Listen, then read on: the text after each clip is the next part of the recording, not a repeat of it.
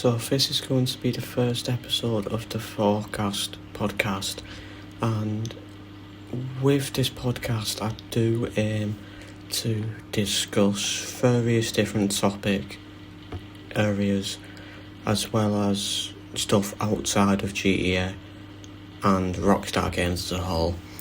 These are going to be unedited forms of audio clips with background footage from GTA, but it's going to be the same sort of clip of me sitting down. And there is a few different things on this that I would like to discuss. So this is going to be, sort of a new thing to the channel. I'm going to try and release an episode of this every couple of days and see how it goes.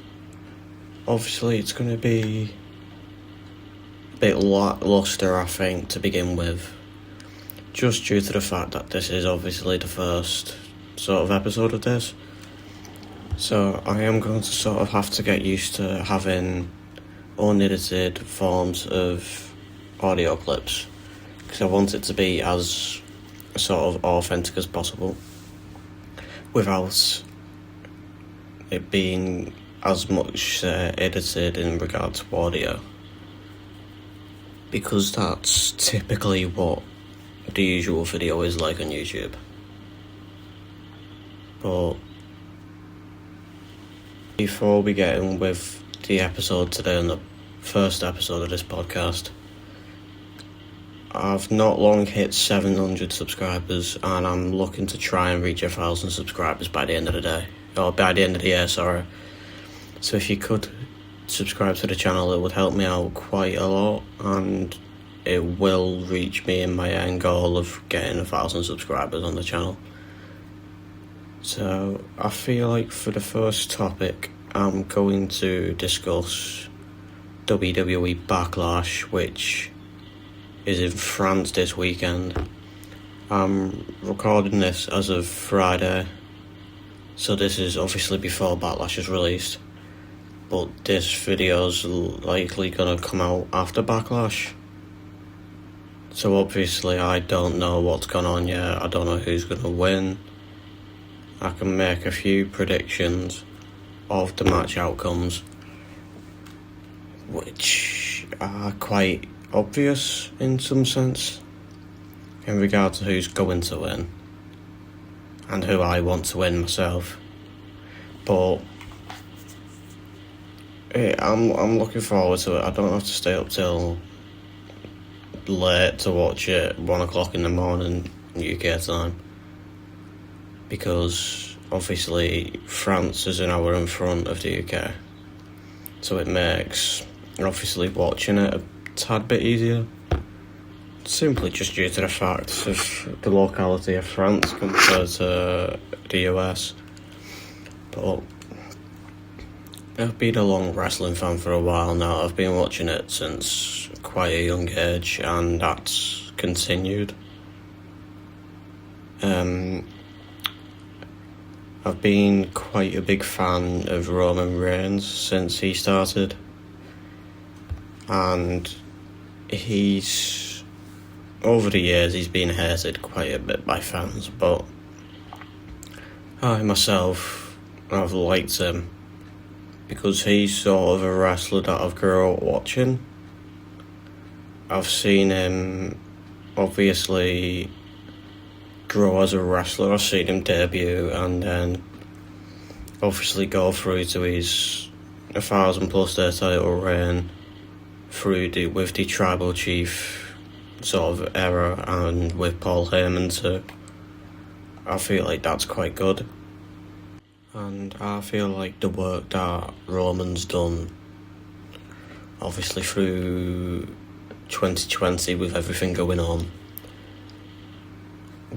in regards to the pandemic, and obviously there's not much that any of us could have done about the pandemic, but with the way WWE managed it and the way that Roman managed to carry them through the pandemic, I think is quite strong. And I feel like it was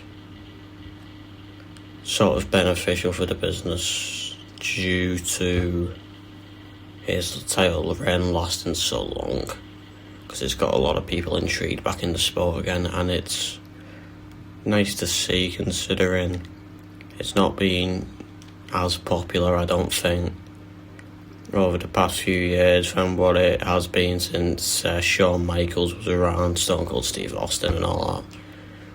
But yeah, I feel like Roman Reigns has done quite well. Paul Heyman's done quite well. The way they've booked him is obviously amazing.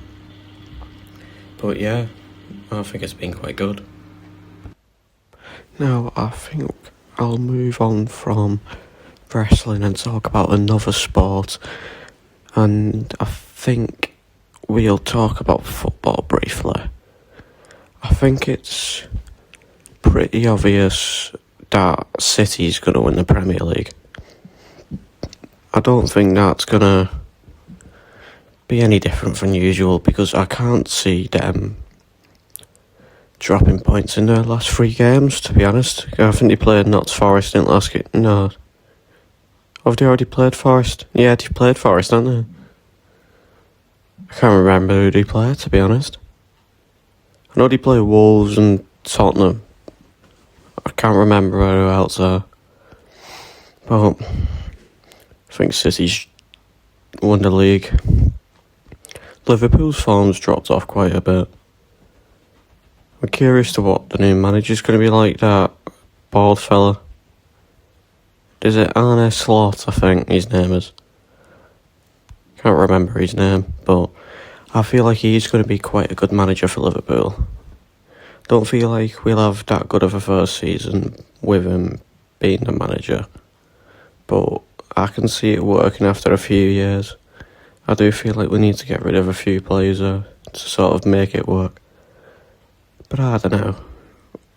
We'll have to wait and see, really, to be honest.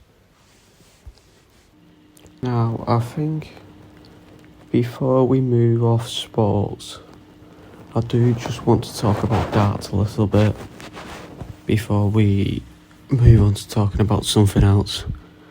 So obviously, at the minute, darts is becoming, or has become, a lot more popular than what it's been over the past decade or so, and that's because of Luke Littler. Now, I've been watching darts again since a young age due to family, and I've liked it for quite a while now, and I've got family who's played with local darts players who are obviously quite well known, being Michael Smith, Dave Chisnall and Stephen Bunton.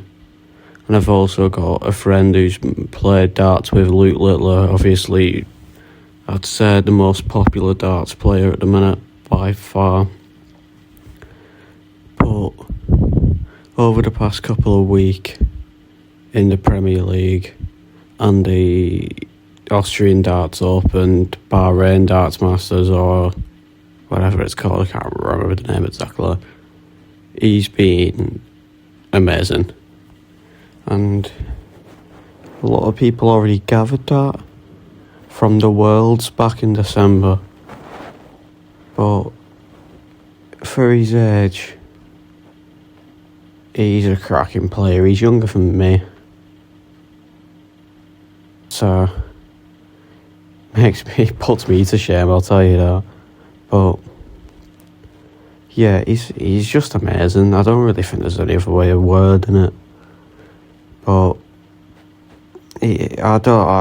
there's too much to say about him with the way he plays. He's just an amazing player all around, and there's no better way of describing him, really, to be honest. So yeah, I think we'll move off to sports there for now. I think we've talked about them enough. Now, I know I've mentioned sports and talked a bit about sports, So I think I'm going to move on to talking about GTA 5, GTA 6, and a bit of Red Dead Redemption 2 as well. And then I think I'm going to call the podcast there, I think. So I think I'll start off by talking about GTA 5. The event week this week isn't the best. I've made a video covering the best ways that you can make money this week in GTA Online. Even though there isn't that many good ways you can without doing heists, which I didn't mention in the video.